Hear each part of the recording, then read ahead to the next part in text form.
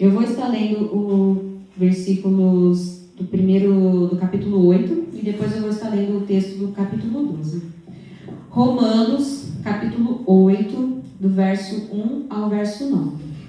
Agora, portanto, já não há nenhuma condenação para os que estão em Cristo Jesus, pois em Cristo Jesus a lei do Espírito que dá vida os libertou da lei do pecado, que leva à morte. A lei não era capaz de nos salvar por causa da fraqueza de nossa natureza humana. Por isso, Deus fez o que a lei era incapaz de fazer, ao enviar o seu Filho na semelhança de nossa natureza humana, pecaminosa, e apresentá-lo como sacrifício por nosso pecado.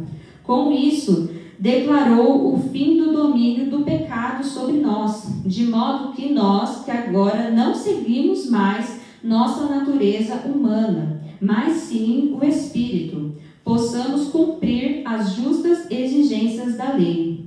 Aqueles que são dominados pela natureza humana pensam em coisas da natureza humana, mas os que são controlados pelo Espírito pensam em coisas que agradam o Espírito.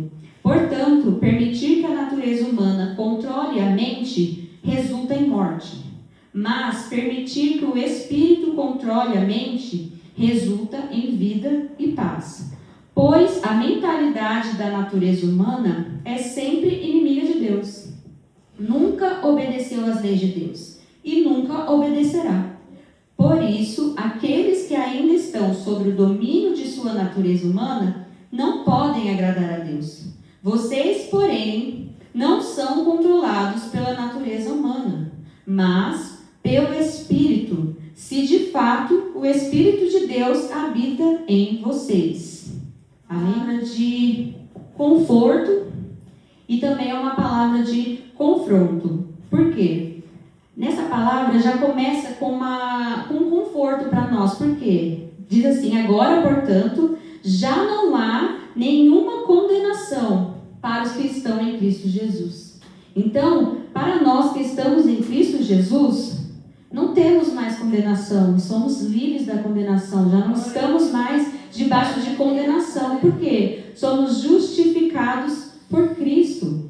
Cristo veio, se entregou, morreu a morte de cruz para nos justificar. Porque ele explica aqui, a lei de Moisés que foi dada através de Deus, ela exigia muito de nós e nunca nós iríamos conseguir cumprir toda a lei. Jamais iríamos conseguir chegar ao patamar de cumprir tudo para conseguirmos chegar a Deus. Porque nós somos caídos, a nossa carne é caída. Desde que o mundo é mundo, todos nós pecamos. Ninguém é santo, todos nós pecamos e todos estão destituídos da glória de Deus. Ele veio, tomou forma de homem, se humilhou, porque ele, sendo Deus, se humilhou e veio até aqui, viveu uma vida, irmãos. Vocês já pararam para pensar que Jesus, ele viveu uma vida cotidiana normal. Nós temos registros na Bíblia apenas de 3 anos de vida do Senhor Jesus. Porque o ministério de Jesus começou quando ele tinha 30 anos e finalizou com 33, quando ele morreu na cruz. Mas, desde que ele nasceu, aí tem alguns registros, o registro do nascimento, o registro quando ele tinha 12 anos, que ele foi ao templo com a família dele, e depois não temos mais registros. Não sabemos como foi, mas o que nós sabemos é que ele trabalhava como carpinteiro com seu pai. Então, quer dizer, Jesus, quando esteve na terra, ele viveu uma vida cotidiana, ele viveu vida normal, ele trabalhou, ele sentiu dor, ele sentiu fome, ele teve as mesmas debilidades que nós temos. Por quê? Porque ele estava como homem. Embora sendo Deus, ele estava usando a figura de homem, ele era homem, então ele sofreu todas as dores, mas ele ainda assim, ele não pecou, ele foi um cordeiro perfeito e se sacrificou e se entregou para que nós pudéssemos ter acesso a Deus. E com isso, a nossa condenação foi quebrada. Então, o que nós aprendemos nessa palavra? Não vivemos mais sob condenação. E o que nós aprendemos também? Que nós podemos chamar Deus de Pai. A partir desse momento que Jesus quebra a nossa condenação, nós temos Deus como nosso Pai. Nós podemos nos achegar a Ele. Ele nos deu esse acesso. Ele nos deu esse caminho, porque Ele mesmo disse: eu sou o caminho. Não existe outra forma de chegar até Deus. Só Jesus é o caminho. Isso é uma coisa que todos nós temos que ter claramente na nossa mente. Só Jesus nos leva à salvação. Esse direito de sermos chamados filhos de Deus. E a partir disso, nós temos dentro de nós a natureza humana, é a nossa carne. Porque a nossa carne, ela vive debaixo do pecado, como eu estava falando. Desde que nós nascemos, desde que o mundo é mundo, todos nós pecamos. Quando falamos que não pecamos, já estamos pecando, estamos mentindo, porque todos nós pecamos, certo? Mas dentro de nós, na nossa natureza humana, existe o nosso espírito. E o nosso espírito, ele tem que ser inclinado para as coisas de Deus. Nós temos que intencionalmente buscar as coisas de Deus para sermos transformados. Hoje eu vou ler a Bíblia inteira. Irmãos, coloque isso na sua cabeça. A sua carne nunca vai te pedir isso, porque não é confortável. Orar, ficar ajoelhado orando, não é confortável, é cansativo. Não é todo mundo que veio com o chamado da oração. Só que você tem que fazer mesmo sem vontade. Você tem que colocar essa intenção em você. Você tem que falar: hoje eu vou orar, eu não estou com vontade, mas eu vou mesmo assim. Porque adulto faz o que gosta e o que não gosta também. Você tem que colocar esse ato na sua vida. Uma coisa que a gente tem que aprender é que nós temos a capacidade de criar novos hábitos. Se você começa a fazer uma coisa, todo dia você faz, vai chegar um ponto que isso vai virar um hábito na sua vida. Por exemplo, escovar o dente. Todo mundo acorda e escova o dente. Isso é uma coisa que 100% das pessoas fazem. Isso é um hábito. Todo dia você acorda e você escova o dente. Isso você faz, você nem pensa. Você simplesmente acorda, levanta, vai no banheiro e escova o dente. Você nem pensa mais nisso. É um hábito. É uma coisa que você faz sem nem pensar. E você tem que incluir Deus na sua rotina. É isso que você tem que fazer. Intencionalmente você tem que fazer isso. Porque a sua carne não vai fazer. Então o que você vai fazer? Você vai ativar o seu modo espiritual. E você vai falar: não, hoje eu vou acordar. Eu vou ler o Salmo 23. O Senhor é o meu pastor e nada me faltará. E você vai ficar o dia todo com aquela mensagem na sua cabeça. O Senhor é o meu pastor e nada me faltará. Eu vou trabalhar. O Senhor é o meu pastor, nada me faltará. E do almoço você vai sentar: o Senhor é o meu pastor, nada me faltará. Você lê essa mensagem de manhã e o dia inteiro ela vai martelar na sua cabeça. Então vocês têm que criar esse hábito, porque a sua carne não vai fazer para você. É você que tem que criar. É você que intencionalmente tem que fazer isso. Eu coloquei aqui. Eu fiz um esboço para que eu possa ler. Eu estava pregando para mim mesma lá em casa. Eu fiquei pregando para mim. E aí eu anotei certas coisas. Mas aqui eu cheguei, eu estou falando coisas novas. Porque eu não sei o que eu vou falar. É o Espírito Santo de Deus que está colocando as palavras na minha boca. Eu coloquei aqui.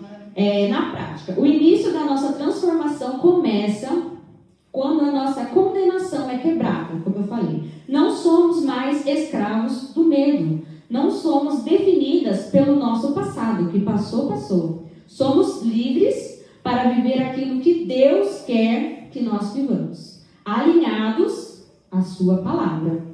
A partir do sacrifício de Cristo, somos autorizadas a chamar Deus de Pai. Abba, Pai.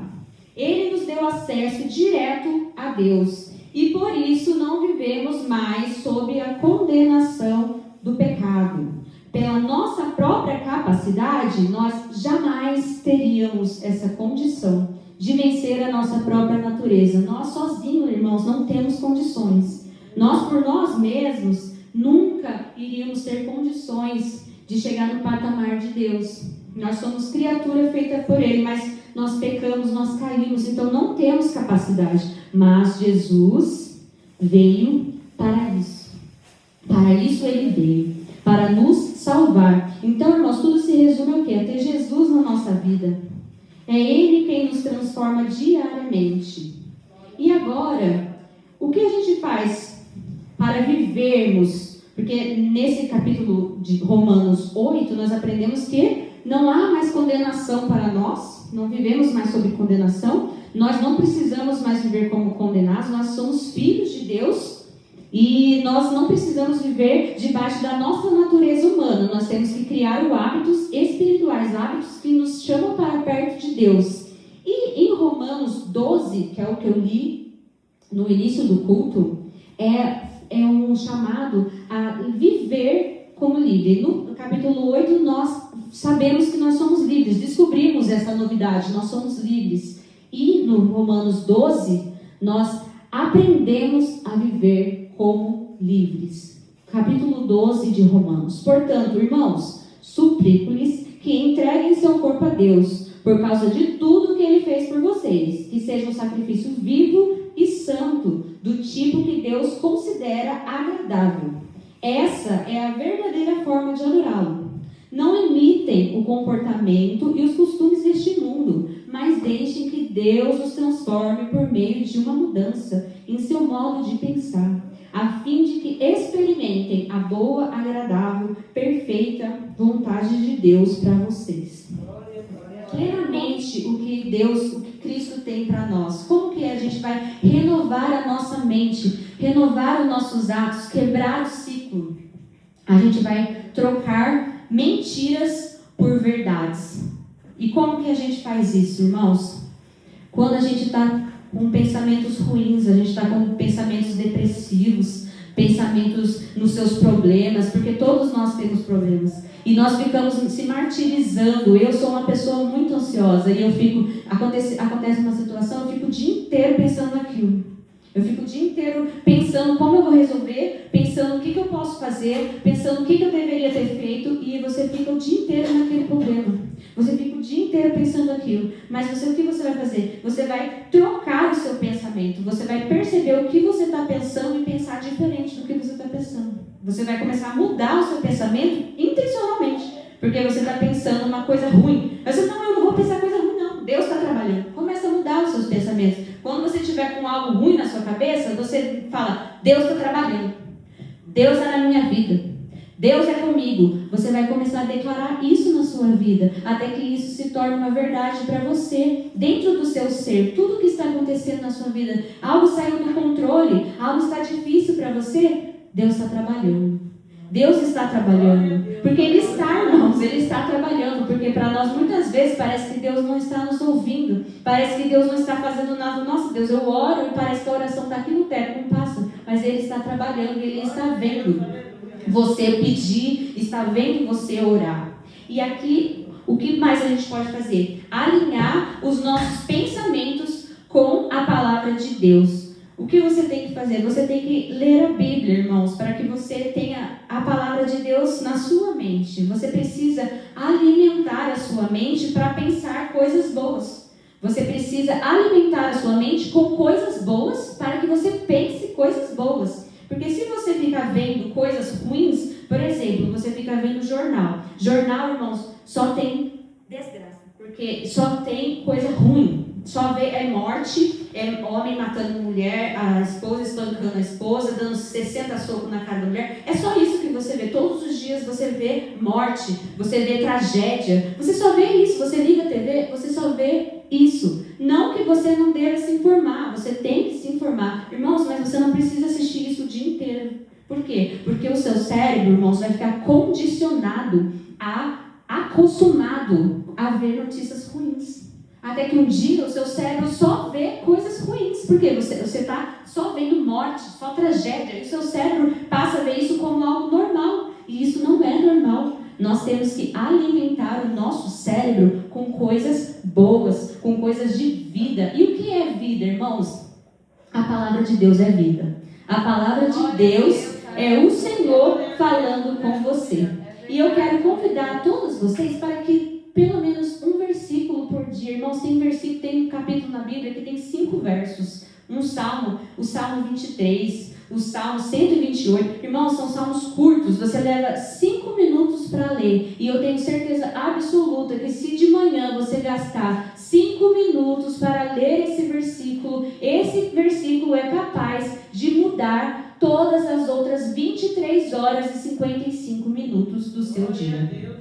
Esse pequeno versículo é capaz de mudar todo o restante do seu dia. Se você de manhã se propor, se convidar intencionalmente a ler a palavra de Deus e alimentar o seu cérebro com algo que traz vida. O que mais você pode fazer? Submeter as suas emoções à sua fé. Como você faz isso? Diante de um problema, diante de uma situação difícil, você colocar a sua fé em ação. Por exemplo, meu pai é um exemplo disso. Quando meu pai recebeu o diagnóstico dele. Irmãos, ele mesmo conta que quando ele recebeu, ele perdeu o chão. Como que eu vou voltar para Ubatuba? Porque eu não tenho minha perna, perdi a perna, não tenho mais reação. Por quê? É um diagnóstico muito difícil, muito pesado. E o que você tem que pôr em ação? Deus está no controle. Não há o que fazer, irmãos, nessa hora, quando você recebe um diagnóstico. Não tem o que fazer, porque a sua vida está no controle de Deus. Deus controla cada minuto. Você não tem como colocar um minuto a mais na sua vida se Deus não te der. Então, até eu conversei com a minha mãe no começo, que ele descobriu, eu falei, eu tenho fé que para Deus curar o meu pai, é fazer assim, ele cura. Só que se não for a vontade de Deus curar, por quê? Porque está na vontade de Deus, é Ele quem determina todos os nossos dias. E eu tinha fé, tanto que hoje glorifico a Deus, a vida do meu pai estar aqui. Glória a Deus, ele foi curado, está tratado. Glória a Jesus por esse grande testemunho. Mas enquanto você está passando pelo testemunho, não é fácil. E você tem que usar a sua fé. E é submeter as suas emoções à sua fé. Você tem que olhar para o diagnóstico ruim e agir com fé e dizer, eu creio em Deus, eu creio que o Senhor está no controle, eu creio que a minha vida está em tuas mãos, e seja como for, venha o que vier, Deus está no controle, e será feita a tua vontade, seja como for, a vontade do Senhor irá prevalecer, amém? Aqui na prática, mais uma vez o que eu escrevi, devemos agir de modo intencional.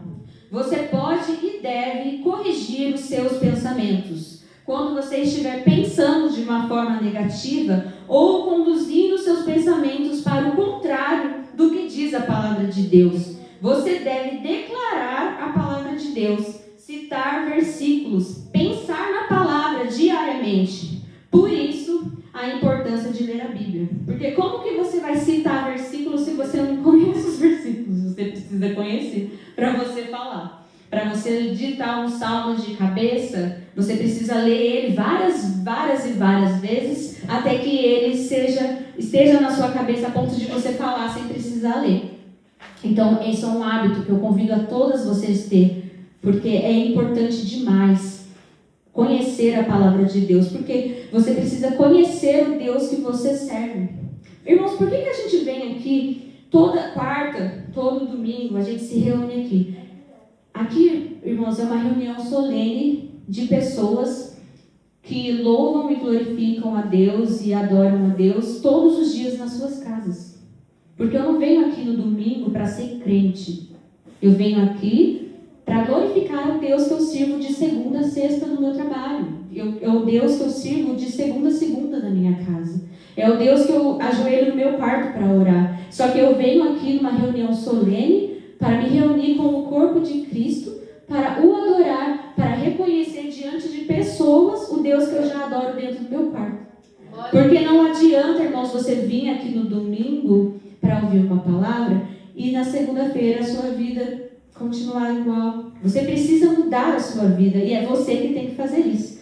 Jesus fez a parte dele, veio, morreu, se entregou.